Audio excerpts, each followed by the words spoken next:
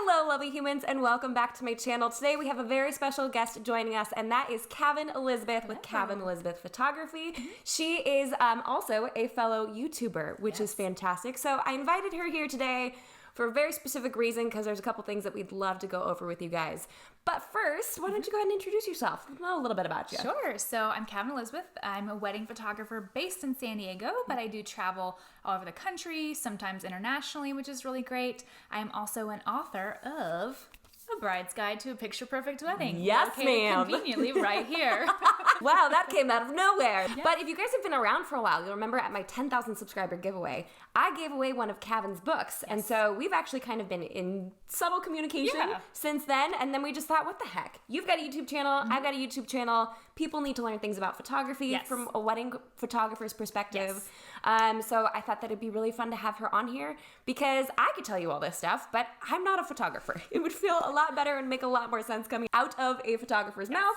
So she's here. She's here and she's going to educate us. And I guarantee you we're all going to learn a little bit. You're going to be helpful. No pressure. Don't screw it up. So today we're actually bringing you a couple things that we feel like your wedding photographer really wants you to know. Like maybe they're holding their tongue, or maybe they just haven't learned this yet, or maybe they're just like, could you maybe just not, all of those details that your photographer's like, they just really want to tell you these things. So we feel like, creating a YouTube video about it, a nice little safe space to share this information can benefit you guys and save you from a couple of pitfalls. Yes. And also help you to enjoy both your engagement process and your wedding day a heck of a lot more. Yes. So without further ado, let's just go ahead and jump right on into it. All right, Cavin, no pressure, but this is all on you now. All right. Okay. So what are some things that you feel like photographers want couples to know? Trust us. Hire us for a reason. Don't hire us if you're not 100% sold on our work and our personalities. I want my couples to be 100% sold on me. I want them to feel at ease, totally comfortable, and have complete peace of mind. Like my brides will say, the one thing I never had to worry about was photography. And that is something that should definitely be your goal. You should not be worrying about it. So trust the photographer. When they tell you things, when they give advice, when they make suggestions, understand that they have your best interest at heart. They're not just being a weird diva. If they are, then that's another problem. Yeah. But it's usually because they want you to have the work that you hired them for. And if you just listen to them, take their advice, trust that they know what they're talking about, trust that they want your photos to be amazing, that is the best thing you can do. We actually did some chatting beforehand about all of this and actually got really caught up in talking. We've been here for several hours already. We just started filming. But one of the things that we had talked about was figuring out how you can gauge the personality of your photographer.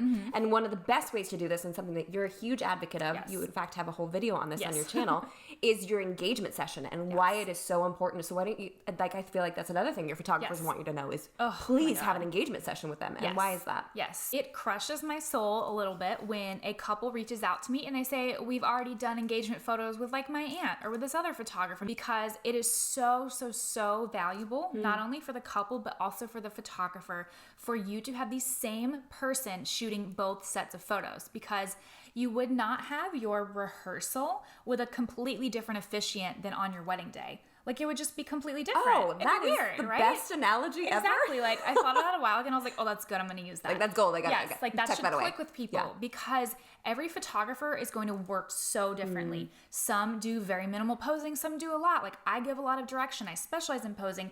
But if you're not used to working with me on the wedding day, it's going to take more getting used to. Whereas if I've known you, if we've built that trust, if you understand how I work, if you know that when I ask you to do something that sounds really freaking weird, but it's going to turn out beautiful, you don't have to question me on the wedding day. You just do it. You're like, how high do you want me to jump, Cavin? I'll do it. And that's what I love. So having that comfort and trust, I think, leads to better photos. The dynamic is so different when a couple has not done an engagement session with me. Like, they still get beautiful work, but just the feeling of being together is very different, and they don't open up as fast. Yeah, and I think the same could be said for like me as far as planning is concerned, because I have obviously a much more developed relationship with someone who's done long-term planning with me than I do with my month of coordination clients. And while I do my best to bond with them, we're still in a limited time frame. So I feel like the more experience that you have with that particular either photographer or planner, the more comfortable you're going to be with them, the more smooth your day is going to go, the quicker things are going to go, especially when you're concerned about how long photos can take. If you already trust your photographer, you know, if she tells you to climb up on a boulder, you remember, oh, well, she told us to do some weird stuff during our engagement shoot, and it went pretty well. Yeah. We liked how it worked. Let's just go ahead and do it. I find that just feeling like a friend on their wedding day is so nice, rather than some random stranger vendor who just showed up in their faces and I'm like, hi, nice to meet you. It's your wedding day. It's a completely different energy. Yeah, I totally agree. Okay, so what's the next little tidbit that you would love to share with couples? Do an unplugged ceremony. Yes. Oh boy, can I tell you how frustrating it is on my part to see a bunch of phones out in the aisle blocking the shot. So not only is there a phone, there's usually like half of a person's body in the aisle. Yeah. It's not a clean shot. And then the couple, when they're walking down the aisle, they just see a bunch of phones. They don't see smiling faces. Yeah. And I can tell you that I've noticed more than once, somebody will take a photo of the bride walking down the aisle and then go on Instagram and immediately post the photo, and then they get sucked into Instagram and they're not paying any attention to your ceremony. Oh, that's really sad. Exactly. Yeah. Normally we're not there for like, I'm running off doing other things. I mean, I've seen the photo, I've seen the phones, I've seen all of that happening, but normally, obviously, there's nothing we can do about it. But you're right there. I mean, you're walking down the aisle taking photos, so you see people go, oh, that would break my heart. It's just something that when you get your photos back, you don't want to see a bunch of screens and phones and people's hands up in the air. It is not good, and your guests aren't paying attention. My biggest tip for that is to don't just have one little sign, have a sign and have the officiant announce it. Like, have at least 2 points, and I suggest at least at bare minimum having the officiant say something. And I love that because people will actually listen to that, and it's incredible. Yeah, and so as far from like a planning structure standpoint, have your officiant go out before the ceremony officially begins and make that statement then. Hey, everyone, I'm sure you saw the sign, but just as a reminder, put your phones away. We want to see your faces, not your devices. Exactly. Yeah. So good. If you guys have been around here for a while, then you know I'm really passionate about unplugged ceremonies, so thank you for reinvigorating that for me. Like, let's talk about it longer. Okay, so one of the things that I feel like I want to help manage as much as possible, because I do see this getting really chaotic sometimes, is family photos. Yes. So what are some hacks that you have for family photo success? Because those can get out of hand really quickly. Ooh, yes. So the first place is I always encourage my couples to have 10 or less groupings, because each grouping takes about 2 to 3 minutes. So if you have a list of 50, you're going to be spending probably an hour, maybe 2 hours taking those family photos. And do you really want to do that? Like, nope. I'll do it if you want me to, but do you really want to stand there and take all those photos? Probably not.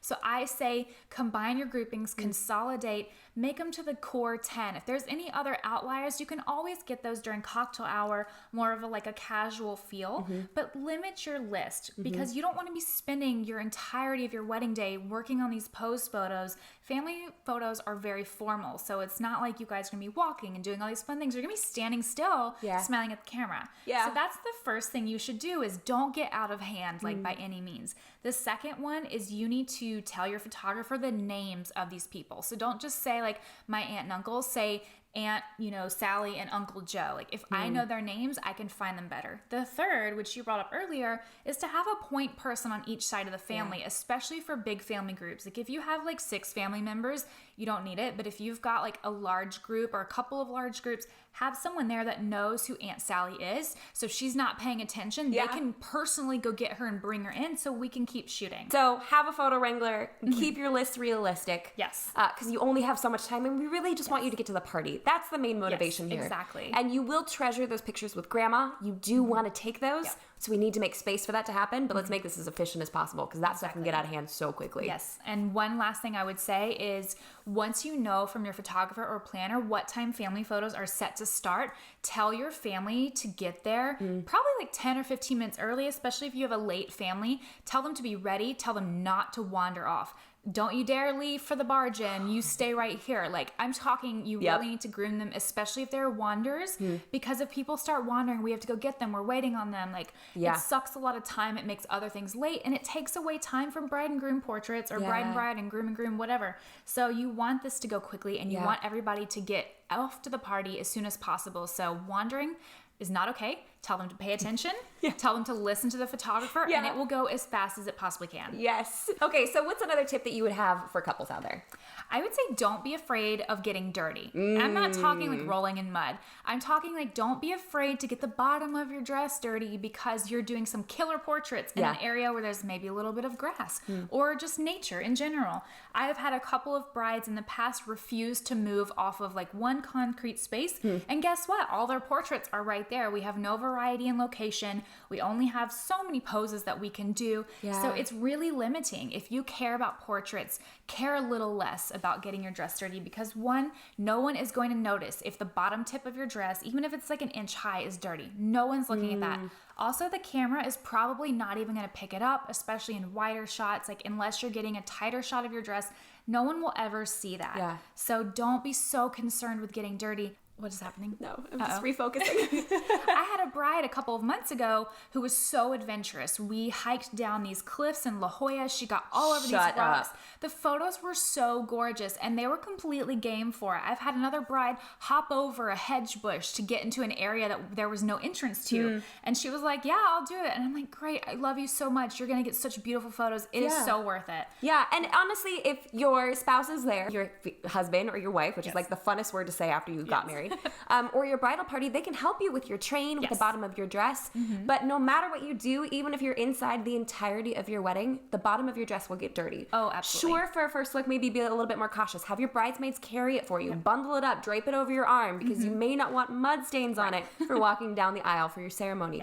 But that being said, your dress is going to need to be clean no matter what you do. It's inevitable. Yeah, so getting some dirt on the skirt ain't gonna hurt. Wow, that was not intentional. Yikes. I'm embarrassed for me right now. Speaking of getting adventurous with photos, oftentimes so many of these adventurous photos happen either during cocktail hour or at that special little time that we like to call golden hour. Yes. And I think that that is something that photographers really do enjoy. So what's something that you feel like people need to know about sunset sunset photos? Yeah. So sunset portraits are something I recommend pretty much mostly for spring and summer weddings, because often in winter, like the sun is setting right after the ceremony and cocktail hour anyway. So there's not another point in time we would go, like that is your sunset portrait. But usually, you know, if we've done portraits before the ceremony, after first look, or during cocktail hour, I want to take them out again during golden hour because the light is lower in the sky. It's softer. It's a lot more ethereal and dreamy. And it's just a time where you guys can escape for a couple of minutes and get away from everybody who's like all up in your face, which you love those people. But sometimes you just need to take a moment to yourself and just getting away for a second. Take a cocktail with you, sip it in photos. That's super cute. Like enjoy your time together before you have to go back in and like get on your game for the rest of the night. So I think it's something that not only for the photos, but just for you guys to have some, you know, peace and quiet to yourselves is absolutely amazing. Not only does that time take you away and gives you a chance to kind of regroup, but those photos, like coming from someone who looks at a lot of wedding photos, like I know you do, obviously, because you're basis, but I see a whole myriad of different styles of photos too, and different styles of photography. I find myself drawn the most towards sunset photos because they're soft, because they're warm, because that lighting cannot be replicated by anything at all. I mean, maybe if you buy sunrise, that's miserable. But we ain't doing that, all right? No. Even though it takes you away from the party for another 15 minutes, 20 minutes, 30 minutes, depending on how much time your photographer needs, I personally think it's worth it, and I guarantee you your photographer does too. Yeah, absolutely. Make that clear. Like if you're really wanting these sunset photos, tell your planner and your photographer, especially if your timeline is really tight and crazy. For my own wedding, what we did was we actually left after the salads were placed and we went off while people were eating because we weren't going to be missed. Then we came back, we ate really quick, and then it was toast. Like it was so important for us to fit those in at the right time. So we were willing to like not eat first and go off and do the pictures. Okay, so like one last tidbit to leave the crowd with. Yes. What is one of the last things that you feel like you really want from a wedding photographer perspective, what you really, really want clients to know?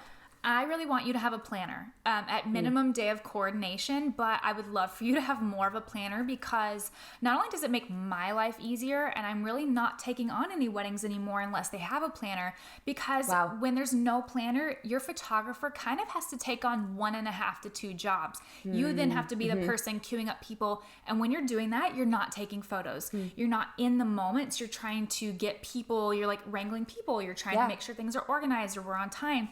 every time I'm doing that, I'm not taking a picture. So when there's not a planner, because the photographer is so distracted trying to be the planner, what happens is your photos suffer because of it. You know, it's you who lose it out. Like, yeah, your photographer is going to be more stressed, but ultimately it's your pictures that lose because you're not going to get as many because your photographer is so busy trying to direct people. So it's really something that, you know, I drive home to my couples, have somebody there for you and for your pictures. Yeah, and I would say, kind of in conjunction with that, one of my main goals as either a month of coordinator or a long-term planner is to make sure that a photographer has the space and time to create the art that they need to create. Yes. Because you don't get the perfect photo with one shot. I mean, there's a reason that a photographer will shoot thousands of images and you may get back 500 of them. Yep. Because it takes effort and it takes a lot of work to get the right shot. And so if you don't have 30 to 45 minutes for your first look, it's going to feel rushed. It's not going to feel paced right. So making sure that your photographer has that dedicated space to be able to be creative. Because even for me, when I'm doing creative stuff around my house,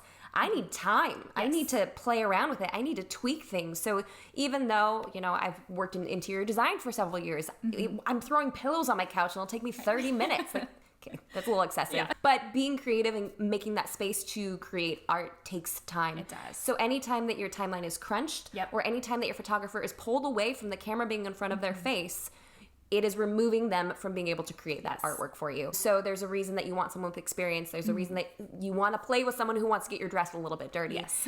There's a reason that you want to strive for all those things because they're going to create art for you and art that you will look at for the rest of your lives. Yeah, really absolutely. And truly. Yeah, I mean, you really want to get that magic, especially because there's so much going on and the more time I have, the better. Oh my goodness. I'm so glad. Honestly, I'm not even just saying this for the video. I feel like I have learned so much just from hanging out with you, just from spending time chatting through some of these details, because she brought up things that I had not even thought of. So hopefully this video was really helpful for you guys. Hopefully you found it really educational, because that's obviously one of the main things we like to do on this channel is how can we educate you to making sure that you are taking the best steps to having the best wedding planning process and best wedding day. So Cavin, I just want to say thank you so much for coming all the way up here. Yes. So if you guys don't know, I'm based in Marietta and she's in San Diego. She drove all the way up to my house to come hang out with me today and to film this video. But I had good podcasts to listen to, so that's good. There you go.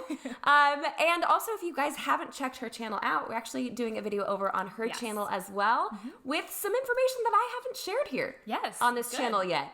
So, I don't know, maybe talking about some weird stuff that I do as a wedding planner. Yeah. It's fantastic. Is that clickbaity enough? I don't think so. Maybe. It's a little clickbaity. Maybe a little. It's fine. So if you guys haven't checked her out, feel free to check out her YouTube channel at Cavin Elizabeth and on Instagram. And because obviously I've been really pumped about this book, I did it in the 10K giveaway. Well, there it is. There it is. Where did it come from? I don't know. Snuck it out of nowhere. So if you guys are interested, where can they find this video? So they can... book. You guys can find this on Amazon. Again, it's a bride's guide to a picture perfect wedding. There are over 19,000 words of solid information here. And I don't even know how many really pretty photos. And after you get married, it's kind of pretty to just leave on your coffee table or put in your office. Like you see those really cool Pinteresty like coffee table stacks. And dude, it's the perfect combination of Instagrammable and informational, right? Exactly, yes. And that's basically what I want my life to be about. Well, thank you so much for coming all the way here to join me on this video. Guys, go check out the video we did on her channel. And until next week, bye guys.